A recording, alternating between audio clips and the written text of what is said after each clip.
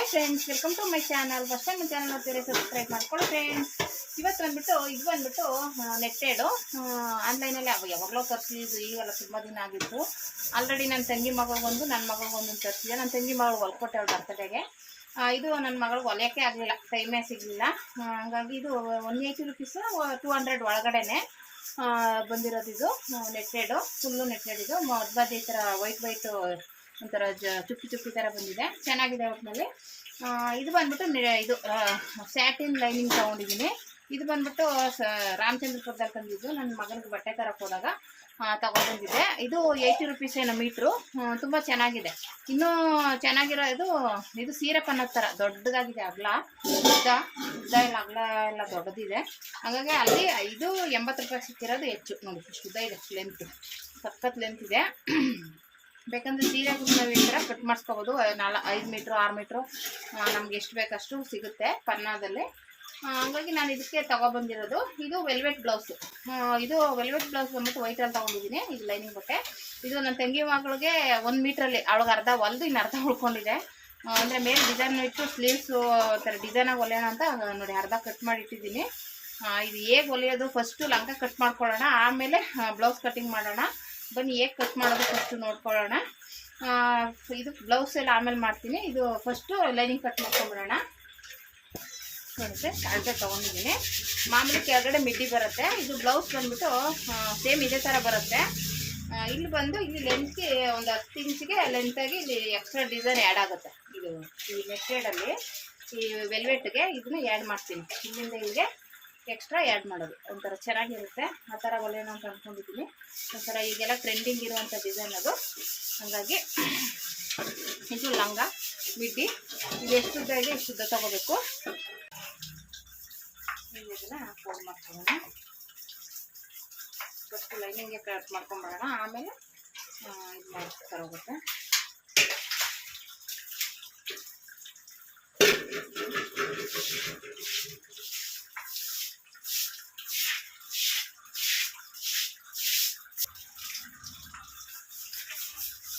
ಇದು length full ಇದೆ ನೋಡಿ, ದೊಡ್ಡ ಪನ್ನ.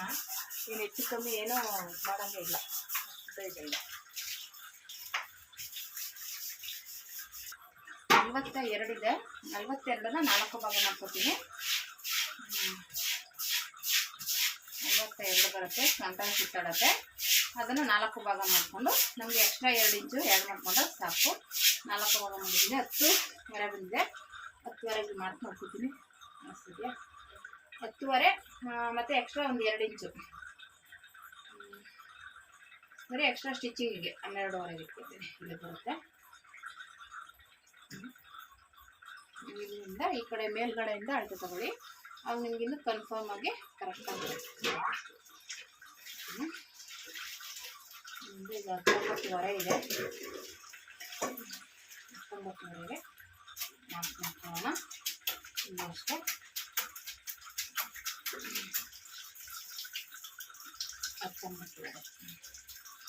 ಎರಡಿಗೆ ಸೇರಿಸ್ಕೊಂಡಿದ್ದೀನಿ.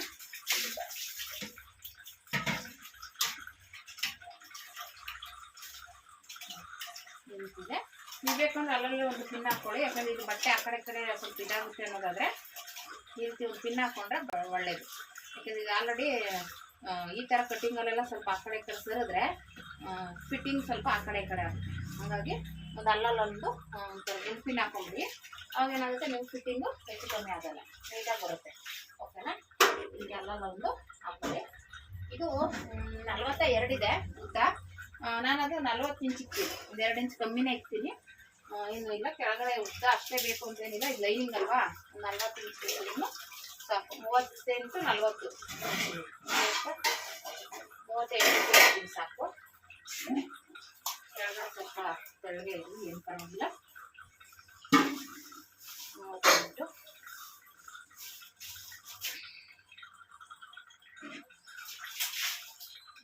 ಕರೆಕ್ಟಾಗಿ ಬರುತ್ತೆ. 38ಕ್ಕೆ ಕರೆಕ್ಟಾಗಿದೆ. ಸೀರೆ ಹೆಚ್ಚು ಕಮ್ಮಿಲ್ಲ, ಕರೆಕ್ಟಾಗಿದೆ. ಜಾಯಿಂಟ್ ಮಾಡ್ಕೊಂಡು ಇದೇ ಪೀಸ್ ಜಾಯಿಂಟ್ ಮಾಡ್ಕೊಳ್ಳೋಣ, ಸರಿ ಹೋಗುತ್ತೆ.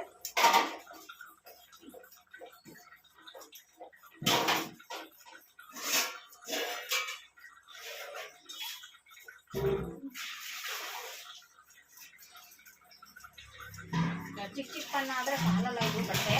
ಇದು ಪನ್ನ ಉದ್ದ ಸಾಕಾಗುತ್ತೆ. ಇದು ಒಂದು ಸಮ ಕಟ್ ಮಾಡ್ಕೊತೀನಿ ಎರಡೂ. ಎರಡು ಜೈಂಟ್ ಮಾಡಿದಾಗ ನಮ್ಗೆ ಒಂದೇ ಲೆವೆಲ್ಗಿದ್ರೆ ಸ್ಟಿಚಿಂಗ್ ಮಾಡೋಕ್ಕೆ ಈಸಿ ಆಗುತ್ತೆ ಅಂತ. ಇಲ್ಲಾಂದರೆ ಆ ಕಡೆ ಈ ಕಡೆ ಹಾಕ್ಬಿಡುತ್ತೆ. ಅದಕ್ಕೋಸ್ಕರ ನೀಟಾಗಿ ಒಂದು ಲೆವೆಲ್ಗೆ ಕಟ್ ಮಾಡ್ಕೊಂಡ್ಬಿಡ್ಬೇಕು. ಅವು ನಮಗೆ ಕರೆಕ್ಟಾಗಿ ಬರುತ್ತೆ. ಓಕೆನಾ? ಈ ರೀತಿ ಇದೆ ನೋಡಿ. ಇದು ಕಟ್ ಮಾಡ್ಕೊಂಡ್ಬಿಡೋಣ.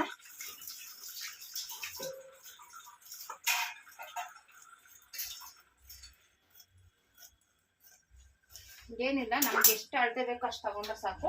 ಇನ್ನು ಉದ್ದ ಬೀರೋದನ್ನ ಎಕ್ಸ್ಟ್ರಾ ಇದಕ್ಕಾಗುತ್ತೆ.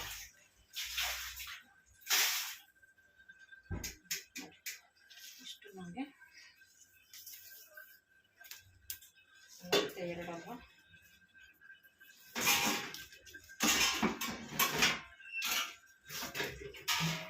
ನಾಲ್ಕು ಭಾಗ ಮಾಡಿದ್ರೆ 10:15 ಬಂತು. ಇನ್ನೊಂದುವರೆ 12:15. 12:15ಗೆ ಇಟ್ಕೋಬೇಕು.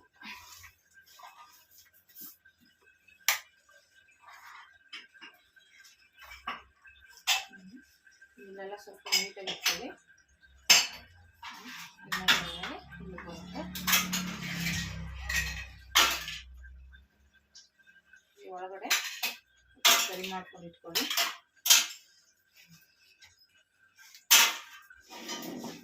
ಇಷ್ಟು ಬಂತು ಅಂದರೆ ಏನಿಲ್ಲ.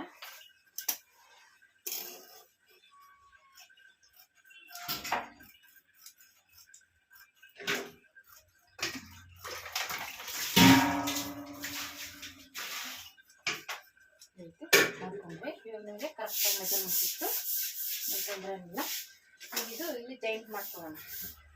ಇದೇನು ಲೈನಿಂಗ್ ಏನು ಇದಕ್ಕೆ ಏನು ಯೂಸ್ ಆಗಲ್ಲ. ಇದಕ್ಕೆ ಮಾತ್ರ ಅಷ್ಟೇ.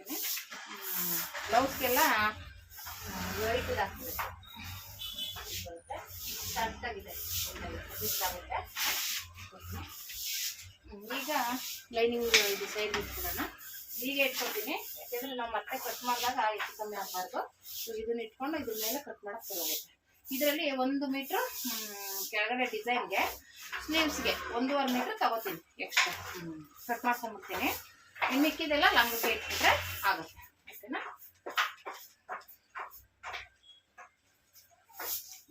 1.5 ಮೀಟ್ರ್. ಅದಕ್ಕೋಸ್ಕರ 1.5 ಮೀಟ್ರ್ ಎಷ್ಟು ಬರುತ್ತೆ.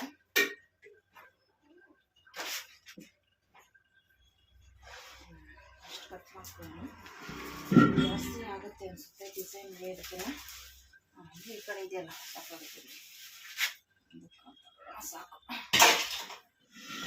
ಈ ಥರ ಚೆನ್ನಾಗಿ ಕಾಣಿಸುತ್ತೆ. ಆದರೆ ಇದು ಬಾಳ್ಕೆ ಬರಲ್ಲ. ನೆಟ್ಟು ಹಾಕ್ಕೊಳಕ್ಕೆ ಚೆನ್ನಾಗಿರುತ್ತೆ. ಅಂದರೆ ಡೈಲಿ ಯೂಸ್ ಆಗಲ್ಲ. ಈ ಫಂಕ್ಷನ್ಗಳಿಗೆ, ರಿಸೆಪ್ಷನ್ಗೆ ಆ ಥರದಕ್ಕೆ ಯೂಸ್ ಮಾಡ್ಬೋದು ಅಷ್ಟೇ. ನೀವು ಡೈಲಿ ಯೂಸ್ ಮಾಡೋಕ್ಕಾಗಲ್ಲ. ಇದು ಡೈಲಿ ಯೂಸ್ ಮಾಡೋಕ್ಕೆ ಹೋದರೆ ಎಲ್ಲ ಸಿಗೋಕೊಂಡು ಕಿತ್ತೋಗ್ಬಿಡುತ್ತೆ. ಏನಾದರೂ ರಿಸೆಪ್ಷನ್ಗೆ, ಫಂಕ್ಷನ್ಗಳಿಗೆ ಹಾಕೋಬೇಕು, ನೀಟಾಗಿ ತೆಗೆದಿಟ್ಕೋಬೇಕು. ಆ ಥರ ಆದರೆ ಚೆನ್ನಾಗಿರುತ್ತೆ. ಅಂದರೆ ನೋಡೋಕೆ ಲುಕ್ಕಾಗಿ ಕಾಣಿಸುತ್ತೆ. ಕಡಿಮೆ ಬಜೆಟಲ್ಲಿ ಈ ರೀತಿ ಗ್ರ್ಯಾಂಡಾಗಿ ರೆಡಿ ಮಾಡ್ಕೋಬೋದು ನೋಡಿ ಡ್ರೆಸ್ನ. ಇದು ಜಸ್ಟ್ ಬರೀ 200. ಈಗ ಎಷ್ಟಿದೆ ಗೊತ್ತಿಲ್ಲ. ಅವಾಗ ನಾವು ತಗೊಂಡಾಗ ಥರ ಉಟ್ಕೋಬೋದು. ಅದೇ ಹೇಳೋದು, ಅದೇ ಎಲ್ಲ ಥರದ್ದು ಇದ್ರಲ್ಲಿ ಲಂಗ ಹೊಲ್ಕೊಂಡು ಅವಾಗೆಲ್ಲ ಬರ್ತಿತ್ತಲ್ಲ, ಅದೇ ಥರದ್ದು ಸ್ಯಾಟಿನ್ ಲಂಗ ಆ ಥರ ಮಾಡ್ಕೊಂಡು ಹೊಲ್ಕೋಬೇಕಾಗುತ್ತೆ. ಇದು ಕೆಳಗಡೆ ಡಿಸೈನ್ಗೆ ಮತ್ತು ಸ್ಲೀವ್ಸ್ಗೆ ಬೇಕು. ಹಾಗಾಗಿ ಇದು ಸೈಡ್ಗೆ ಇರ್ತೀನಿ. ಇವಾಗ ಇದನ್ನು ಮಾಮೂಲಿ ಲಂಗಕ್ಕೆ ಇಟ್ಕೊಳ್ಳೋಣ. ಇದು ಅಗಲ ಬೇಕಾಗಿರೋದ್ರಿಂದ ಯಾವ ರೀತಿ ಮಾಡ್ತೀನಿ ಅಂದರೆ 4 ಭಾಗ ಮಾಡ್ಕೊತೀನಿ.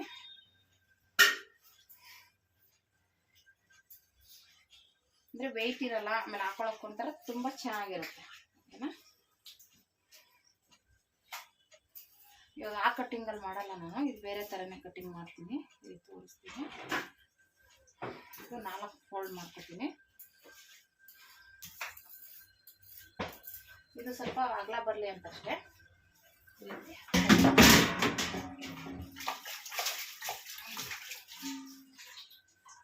ಸರಿ ಹೋಯ್ತು. ಇದು ನೀಟಾಗಿದೆ. ಈಗ ಇದಕ್ಕೆ 42 ಇದೆಯಲ್ಲ, 42 ಇದು 42ನ 8 ಭಾಗ ಮಾಡ್ಕೋಬೇಕು. 8 ಭಾಗ ಮಾಡಿಕೊಂಡ್ರೆ ನಮಗೆ ಅದರ ಅಳತೆ ಕರೆಕ್ಟಾಗಿ ಬರುತ್ತೆ. 4 ಈ ಥರ 5 ಇಂಚ್ ಬಂತು. 5 ಇಂಚಿಗೆ ಮಾರ್ಕ್ ಮಾಡ್ಕೊತೀನಿ. 5.5 ಈ ಕಡೆ 5.5 ಮಾಡ್ತೀನಿ. ಮತ್ತು ಈ ಕಡೆಯಿಂದ 5.5 ಆಯ್ತಲ್ಲ, ಈ ಕಡೆಯಿಂದ 5.5ಗೆ ಇನ್ನು ಮಾರ್ಕ್ ಮಾಡಿಕೊಂಡ್ರೆ 8 ಬರುತ್ತೆ ನೋಡಿ. 8 ಬರುತ್ತೆ. ಇದು 4 ಪೀಸ್ ಇದೆ.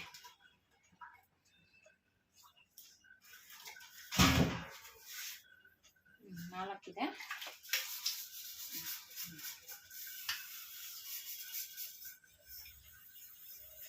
36 2 ಈ ಕಡೆ ನಿಮಿಷ ಫ್ರೆಂಡ್ಸ್. 8 ಮಾಡಿದ್ದೀನಿ. ಇದು 4 ಇದೆ, 4 ಫೋಲ್ಡ್ ಇದೆ. ಹಾಗಾಗಿ ಇದು ಈ ಥರ ಕಟ್ಟಿಂಗ್ ಮಾಡ್ಕೋಬೋದು, ಚೆನ್ನಾಗಿ ಬರುತ್ತೆ. ಇದು ಅಗಲ ಬರುತ್ತೆ ಆಯಿತಾ. ಇಲ್ಲಿ 11 ತಗೊಂಡಿದ್ದೀನಿ. ಸಾರಿ 4 ಎಷ್ಟು 8.5 ಇದೆ. ಉದ್ದ ಬಂದ್ಬಿಟ್ಟು 42 ಅಲ್ವಾ, 42 ಬರೋಲ್ಲ. ಜಾಯಿಂಟ್ ಮಾಡ್ಕೋಬೇಕಾಗುತ್ತೆ. 42 ಇಲ್ಲಿ ಬರುತ್ತೆ. 42 ಇಲ್ಲಿ ಬರುತ್ತೆ. ಎಷ್ಟು ಉದ್ದ ಫೋಲ್ಡ್ಗೆ ಎಷ್ಟು ಜಾಯಿಂಟ್ ಮಾಡ್ಕೋಬೇಕಾಗುತ್ತೆ.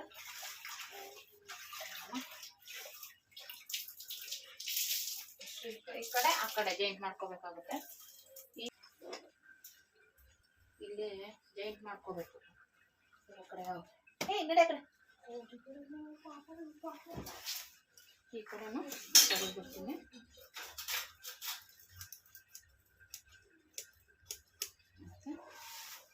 ಈ ಕಡೆ ಜಾಯಿಂಟ್ ಮಾಡ್ಕೋಬೇಕಾಗುತ್ತೆ.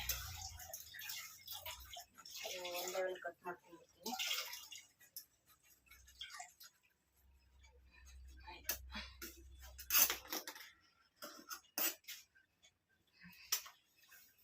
ಈ ಕಡೆನೂ ಒಂದು ಲೆವೆಲ್ಗೆ ಕಟ್ ಮಾಡ್ಕೊಂಡು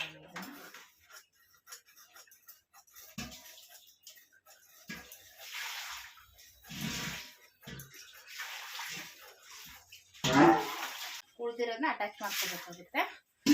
ಅದು ಮಾಡ್ಕೊಳ್ಳೋಣ. ಫಸ್ಟ್ ಡಿಸೈನ್ ಕಟ್ ಮಾಡ್ಕೊಂಡ್ಬಿಡ್ತೀನಿ, ಆಮೇಲೆ ಇದನ್ನು ಕಟ್ ಮಾಡಿಕೊಂಡ್ರೆ ಅದು ಹಿಂಗೆ ಬರುತ್ತೆ. ಹಿಂಗೆ ಬರುತ್ತೆ. ಇದು ಜಾಯಿಂಟಿಂಗ್ ಬರುತ್ತೆ. 4 ಪೀಸ್ಗೂ ಜಾಯಿಂಟ್ ಮಾಡ್ಕೋಬೇಕು ಆ ಥರ. ಅಂದರೆ ಇದು ಫುಲ್ಲು ಅಗಲ ಬರುತ್ತೆ. ಇಷ್ಟು ಡಿಸೈನ್ ಬ್ಲೌಸ್ ಕಟ್ ಮಾಡಿದ್ಮೇಲೆ ಡಿಸೈನ್ ಕಟ್ ಮಾಡ್ಕೋಬೇಕಾಗುತ್ತೆ. ಇದು ಸಪ್ರೇಟ್.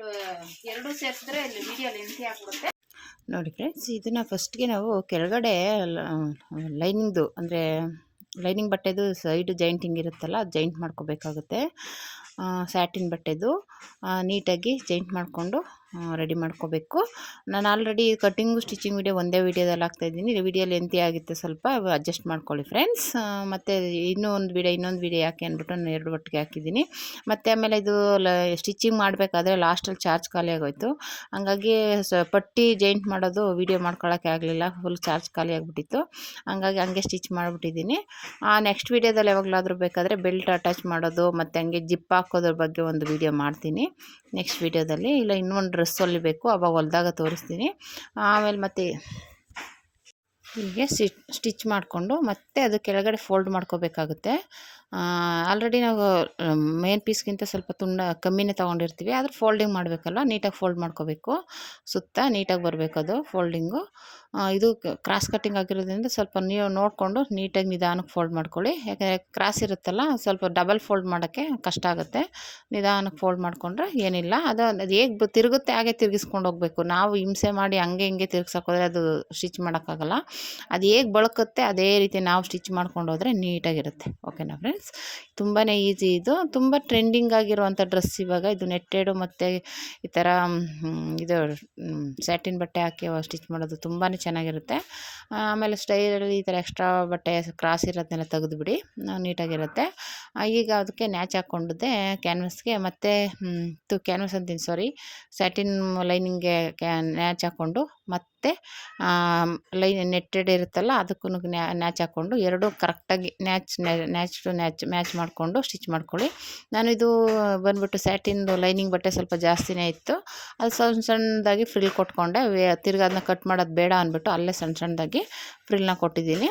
ಅದೇನು ಇದಾಗಲ್ಲ. ಆಮೇಲೆ ನೆಟ್ಟೆಡು ಸಖತ್ತು ತೆಳ್ಳಗಿದೆ, ಹಾಗಾಗಿ ಅದರಲ್ಲಿ ಹೈಲೈಟ್ ಆಗೋದೇ ನಮಗೆ ಸ್ಯಾಟಿನು ಬಟ್ಟೆ. ಹಂಗಾಗಿ ಅಂದರೆ ಚೆನ್ನಾಗಿ ಕಾಣಿಸುತ್ತೆ. ಓಕೆನಾ, ತುಂಬ ಚೆನ್ನಾಗಿ ಕಾಣಿಸುತ್ತೆ.